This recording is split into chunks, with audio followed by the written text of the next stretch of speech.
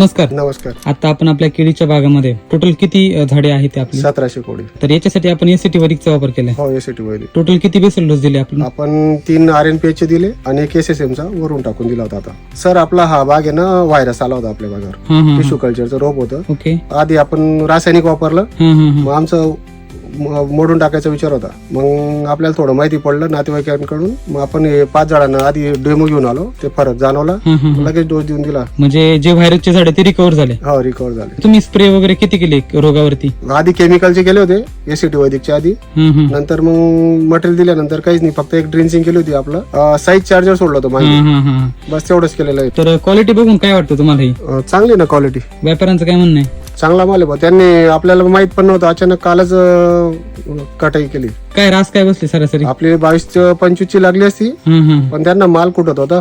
मग early harvest केला थोडं. म्हणजे साधारणतः आता या भागामध्ये जी काही केमिकलची केळी आहे त्याच्यावरती व्हायरसचं प्रमाण, रोगराईचं प्रमाण, आणि त्या तुलनेत एसीटी वैदिकच्या केळीवरती रोगराईचं किंवा व्हायरसचं प्रमाण याच्यामध्ये काय अंतर आहे? 90% फरक आहे. 90% फरक आहे. करप्यामध्ये तर 90% फरक आहे. बाकी इतर शेतकरी मित्र जे आहेत त्यांच्यासाठी तुम्ही काय सल्ला देऊ इच्छिता?